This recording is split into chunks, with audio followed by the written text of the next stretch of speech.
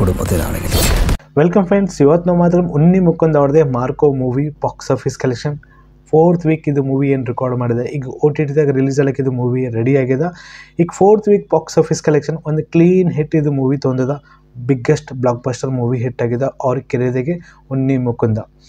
So ಈಗ OTT ಜನವರಿ 31st ಇದು ಮೂವಿ ರಿಲೀಸ್ ಆಗತ್ತದ. ನೆಟ್ಫ್ಲಿಕ್ಸ್ ಹಂಗಟೆ ಬೇರೆ OTTದಾಗೂ ಇದು ಮೂವಿ ರಿಲೀಸ್ ಆಗತ್ತೆ, ಹಂಗೆ ZEE5ದಾಗೂ ರಿಲೀಸ್ ಆಗೋ ಚಾನ್ಸ್ ನಮಗೆ ಕಾಣ್ತದೆ. ಈಗ ಅದೇ ಡೇಟಿಗೆ ರಿಲೀಸ್ ಆಗ್ತದೆ ಮತ್ತು ಏನು ಪೋಸ್ಟ್ಪೋನ್ ಆಗೋ ಚಾನ್ಸ್ ಇಲ್ಲಿ ಕಾಣ್ತದೆ. OTT ಏನು ಡೀಲ್ ಆಗಿದೆ ಅಷ್ಟು ಹೊರದಾಗ ನಮಗೆ ಗೊತ್ತದೆ ಇದು ಮೂವಿ OTTದಾಗ ಎಷ್ಟು ಸೇಲ್ ಆಗಿದೆ. ಸೊ ಫಸ್ಟ್ ನಾವು ಮಾತಾಡೋದು 4th week box office collection 3.22 crore rupees ಇದು ಮೂವಿ ರೆಕಾರ್ಡ್ ಕ್ಲೀನ್ ಹಿಟ್ ಅಂತ ಮೂವಿ ತೊಗೊಂಡಿದೆ. ಈಗ Marco last box office collection ಇದು ಮೂವಿ ಅಂತಕ್ಕದ. ಹಂಗೆ ಗೇಮ್ ಚೇಂಜರ್, ನಿಜವಾಗ್ಲೂ ಏನು ಗೇಮ್ ಚೇಂಜರ್ ಹೆಸರದಿಲ್ಲ, ಅದು ಗೇಮ್ ಚೇಂಜರ್ ಥಿಯೇಟರ್ನಲ್ಲಿ ಅಂತ ಪರಿ ರೆಸ್ಪಾನ್ಸ್ ಕೊಡಲಿಲ್ಲ. ಸೊ ಇದು ಮೂವೀಸಲ್ಲೇ ಕ್ರೇಜಿ ಇತ್ತು, ಎಷ್ಟೋ ದಿನ ವೇಟ್ ಮಾಡಿದ್ದು.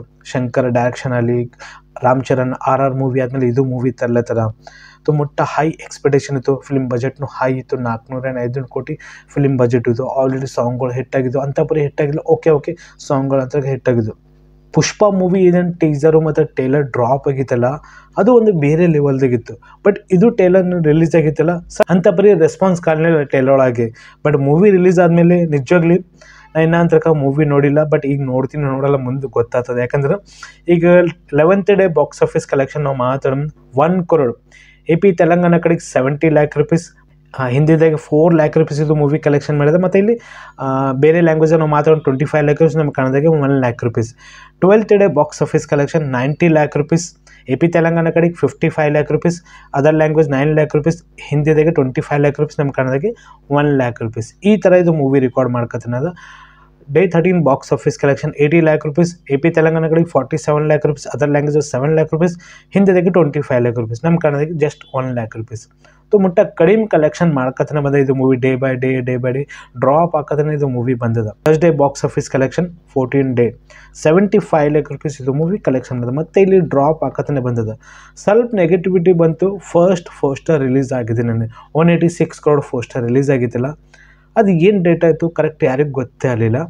ಎಲ್ಲೋ ಮಂದಿ ಶಾಕ್ ಆದರು, ಅದು ಏನು ಡೇಟಾ ಅದಪ್ಪ 186 crore. ಯಾಕಂದ್ರೆ ದೇವರ ಮೂವಿ 143 crore ರೆಕಾರ್ಡ್ ಮಾಡಿತ್ತು, ಪುಷ್ಪ ಮೂವಿ 293 crore ರೆಕಾರ್ಡ್ ಮಾಡಿತ್ತು, ಮಾರ್ಕೋ ಮೂವಿ ಒಂದು ಸಾಲಿಡ್ ಕಲೆಕ್ಷನ್ ಮಾಡ್ಕೊತಾನೆ ಬಂದದ. ಬಟ್ ಅದೇ ಶಾಕ್ ಆದರೂ ಇದೇನು ಕರೆಕ್ಟ್ ಡೇಟಾ ಅದ ಏನು ರಾಂಗ್ ಅದ, ಸ್ವಲ್ಪ ಅಲ್ಲೇ ಎಲ್ಲೋ ಮಂದಿ ಕನ್ಫ್ಯೂಸ್ ಆದರು. ಗೇಮ್ ಚೇಂಜರ್ ಮೂವಿ ಅಂಥ ಪರಿ ಕಲೆಕ್ಷನ್ ಮಾಡಲಿಲ್ಲ.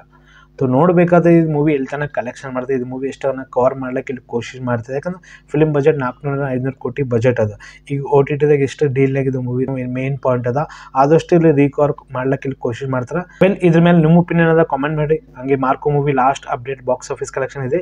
ಹಂಗೆ ಸ್ಕೈ ಫೋರ್ಸ್ನು ಮೂವಿ ಇವತ್ತು ರಿಲೀಸ್ ಆಗ್ಯದ. ಸೊ ಈವ್ನಿಂಗ್ ತನಕ ಅದು ಮೂವಿ ರಿವ್ಯೂ ಬರ್ತದೆ. Take care, by.